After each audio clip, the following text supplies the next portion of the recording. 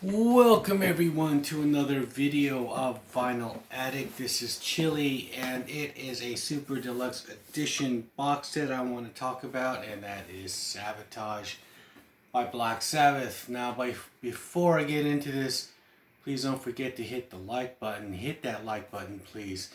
Comment on this video, share this video, and if you still haven't, please subscribe to this channel and hit the notification bell so you receive updates and new videos. So with that out of the way, this is probably the only Sabbath one that I forgot to talk about as far as the Aussie ones are concerned. And I just, went and revisited this box set again and listened to it, and I was very amazed by it, to say the least. And this being the sixth album, which came out in 1975 in July 28th in America. This wasn't Ozzy's favorite, nor wasn't Tony Iommi's favorite album. They did produce this one, and they were going through a lot of issues, of course, financial, management, and all these types of business problems that they had to, pick up on and start being businessmen, as Geezer Butler was stating in this book that's included in here with a lot of information. Now I'm going to go through what's on here in this box set. First of all, you have the album with Hole in the Sky, Don't Start Too Late, which is a really quick little acoustic number. Just Tony Iommi. It's kind of harking back to like Master Reality, right? Symptom of the Universe, Megalomania. Now this album was kind of the heaviest album Sabbath has made, is according to Tony Iommi, since Paranoid. And he said it's like Paranoid but produced better. Okay, and Symptom of the Universe is like that metal riff. Rolling Stone magazine, I think they rated this like 32 as the 100 greatest heavy metal albums back in 2017. And because this album right here with that riff, that's to me what sounds like metal, just like Paranoid, but it sounds better. His tone and everything is just, the band is a lot heavier on this album, like Hole in the Sky.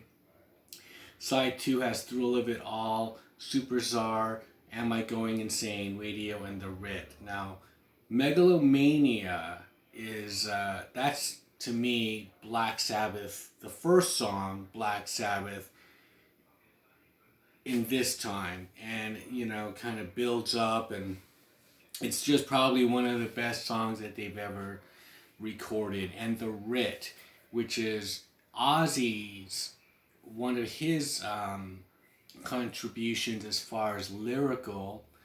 He's talking about their manager, lawyers, and things like that. And Am I Going Insane?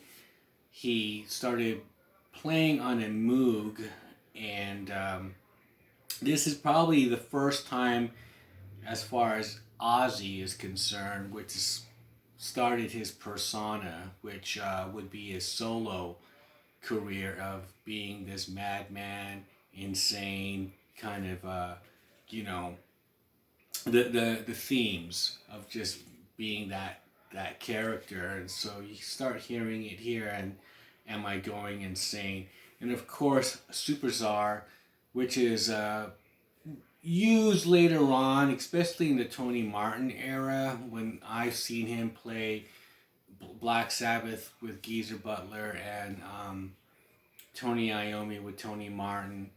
And they have the intro music is Super Czar. And they would use that as intro music for many tours. And that's with the choir, like 50 voices of this choir. And it's really interesting. They were really experimenting on this album as well. And this is the follow-up to Sabbath, Bloody Sabbath. But I also like the album cover. They didn't care for it. You know, they thought they were going to a meeting of the album cover, but no, they were going to the shooting of the album cover. And um, Bill Ward is wearing the red tights that belong to his wife, and they look kind of just, they're not all there, but the back is really cool as well, and it's Black Sabbath's. This cover too on in the box set, it's very embossed, has this nice texture to it. So that is Sabotage. This is what they're celebrating in this box set. And what else is in here? We have a Japanese 7-inch of Am I Going Insane radio with the B-side of Hole in the Sky. And it has lyrics in the back. But there you have it, the Aussie as we know him with the fringes.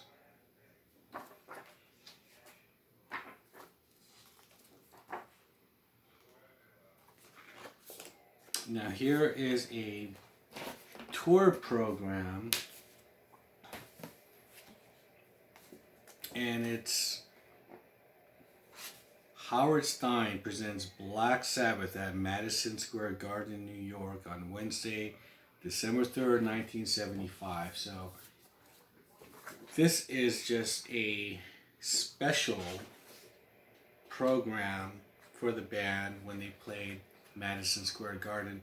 Throughout this tour, they're playing 1,000, 2,000 seat convention centers and whatnot, but then I guess they have one special show at Madison Square Garden. I mean, for a band to play the Garden is very prestigious, so they have their own little program for it.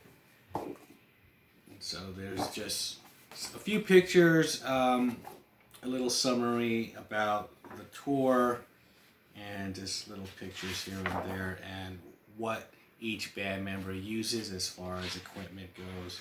So Tony Iommi is using his Gibson SG in cherry, left hand neck custom, right, and the Slingerland drums for Bill Ward, and of course the John Birch bass that Geezer Butler uses. So this is a nice little program here for Madison Square Garden. Now this here, the live 3-record set. Now this is recorded in Ashbury Park, New Jersey, 1975. 3 of the songs were showcased here on Past Lives Black Sabbath, which came out in 2002, I believe, or 2000. Yes, 2002. And those songs were just the newer songs at the time: Hole in the Sky, Symptom of the Universe, and Megalomania. However, you get the whole show, and it's really cool. I mean, hearing Killing Yourself to Live, Hole in the Sky, Snowblind, they're really tight in this this show. And they still do these jams, which is really great. So you have this jam 1, and it starts off with this guitar riff, which is similar to Symptom of the Universe, and it just kind of explores all different kinds of rhythms, and this is sort of Sabbath when they were still kind of like a jam band. They did this in the Volume 4 Super Deluxe Edition, and the live records included in that one, the live concert. There was just jams, you know, and not like what we would hear later on with the live material they put out, like on the Reunion album, where they're strictly just playing songs. Here they're still kind of doing that kind of 70s kind of jam vibe, you know, which is cool, which is kind of hippie, even though they're on the metal and the hard rock kind of spectrum, but they're still kind of doing that kind of Zeppelin kind of long jam kind of Allman Brothers kind of thing that 70s bands did at the time. So they weren't exempt from that. They were still kind of doing that. And then they're going to drum solos and they're going to like different guitar solos. But let's go through this set list. So this is North American Tour Live 75, Black Sabbath side 3, because the album was side 1 and 2. So side 3 is Super Czar, which is the intro. Killing Yourself to Live, Hole in the Sky, Snowblind. Side 4, Symptom of the Universe, War Pigs. Side 5, Megalomania, Sabracadabra. Side 6, Jam 1, including guitar solo. Jam 2, including drum solo and Supernaut. Side 7, Iron Man, guitar solo, including excerpts of Orchid and Rock and Roll Doctor. And then Black Sabbath. Side 8 is Spiral Architect, Embryo / Children of the Grave, and Paranoid. I think Ozzy's singing on Megalomania is probably the best I've ever heard as far as live live versions of a song for a Sabbath. And Megalomania it was great. And it's weird because he really has a lot of soul and feel in that song, and it's weird that he just doesn't really care for this album. He says because I think it took them so long to make it, to record it. It took them like 10 months, and they're not used to recording that long. They usually record in like a week or something, or like a few days, like the first album. And so I guess what they were going through with recording this has really kind of left a bad taste in Ozzy's mouth, and so he was just like, and so I could understand just, going through these songs over and over and hearing it, and, you could probably just get sick of the whole thing. And so I think by the time they were playing and touring, I mean, that's where, Sabbath is really, especially at this time, by hearing this performance, that's where Ozzy really, takes off. And so when he gets into singing songs and performing, he really gives it his all, especially on that song Megalomania. So that's one reason to hear it. If you haven't even heard that song on the past lives, because it's the same one, but it's one of the best performances as far as Sabbath songs go with Ozzy singing. And what else is included in here, of course, is the book. And this book, it's a little thinner than some of the other ones, the Super Deluxe editions. But however, of course, there's always great pictures, great reviews, a lot of information. But what this book has more than the others is quotes from the band. That there's page after page of just quotes. So it's really kind of talking about that time and their recording, and that's why when Ozzy was talking about recording this album for so long, it just made him feel just like I do not like this album. Well, here's one of the quotes from him. Now that the band had assumed their own management with a clearer idea of their funds while paying thousands to lawyers and former managers, they also face financial insecurity of being in a high-earning tax bracket in 70s Britain. And so this is what Ozzy says: "They're not giving me any incentive to stay. I really don't want to leave, but I'm forced out. England is the greatest country in the world as far as I'm concerned, but I'm sorry, I can't live under these conditions. I'm no mug. I'm no idiot. You've got to be a dummy to stay here and work your balls off all your life." So this is actually just him talking about what they were going through as far as the taxes that they had to pay. Same thing what Rolling Stones have gone through, and so they end up leaving. So that was another issue here. But yes, I mean, so you really get an insight of what really was going on with the band internally and recording wise and touring wise. It's great. So Black Sabbath's the little coffee book here, and of course each Super Deluxe edition has come with a poster. This one is not really as good as the other ones. So it has this kind of tour dates on here, but it does have the album on there. So it's just pretty much Sabbath, really big. Let's see. You know. So.